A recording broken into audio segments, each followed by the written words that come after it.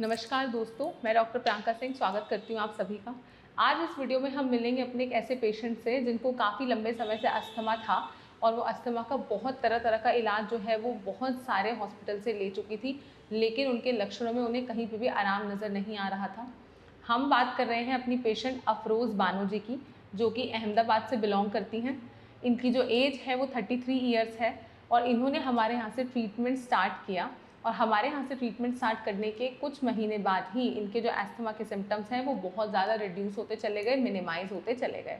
तो आइए जानते हैं कि अफरोज़ बानो जी जो है वो खुद ही बताएंगी कि कैसे उनको दिक्कत शुरू हुआ, किस प्रकार से उन्होंने कहाँ से इलाज लिया और कैसे उनको हमारा ट्रीटमेंट लेने के बाद रिलीफ नज़र आया। अस्सलाम वालेकुम, मेरा नाम अफरोज़ बानो है। मैं अस्थमा की पेशेंट हूँ और ये बीमारी मेरे को बहुत बरसों से थी। बहुत दवा कराई लेकिन कहीं से मुझे आराम नहीं हुआ। लेकिन जब मैंने सियास हॉस्पिटल का नाम सुना तो वहाँ के डॉक्टर से मेरी बात हुई और उन्होंने कहा कि आप इलाज यहाँ से कराएंगी तो बहुत अच्छी हो जाएंगी। और वाकई में मैंने इलाज कराया तो अभी मुझे बहुत आराम है। और वहाँ आयुर्वेदिक दवाइयाँ मिलती है। तो आप भी अगर आपको ये तकलीफ़ है तो ये यहाँ सियास हॉस्पिटल से आप दवाइयाँ मंगाएं और खाएं, आपको सचमुच बहुत अच्छा लगेगा और ये जड़ से बीमारी आपकी ये तकलीफ़ दूर हो जाएगी। रिक्वेस्ट है मेरी कि आप वहाँ से दवा ज़रूर कराएं। Thank you.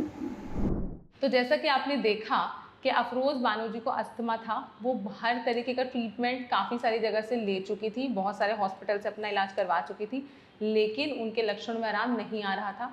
हमारे यहाँ से ट्रीटमेंट लेने के कुछ महीनों के अंदर ही उनके जो सिम्टम्स हैं वो बहुत ज़्यादा मिनिमाइज़ हो गए, जो सांस लेने में दिक्कत बनती है वो बहुत ज़्यादा कम हो गई और उनका जो खांसी है और जो उनको बलगम बनता था वो सब भी बहुत ज़्यादा रिड्यूस हो गया।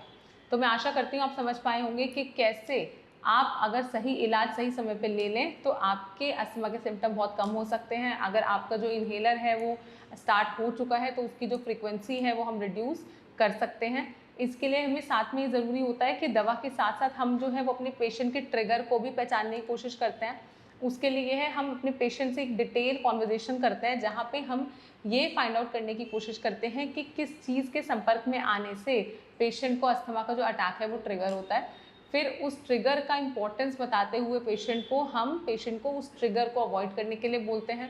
साथ ही साथ हम उनको एक सही डाइट प्लान भी गाइड करते हैं, जो कि पेशेंट को ओवरऑल उनकी हेल्थ को मेंटेन करने में भी हेल्प करता है।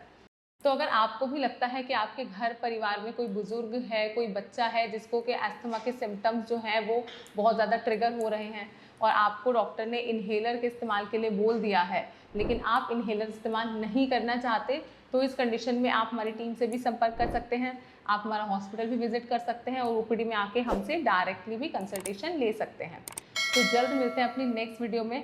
तब तक के लिए स्टे सेफ, स्टे हेल्दी।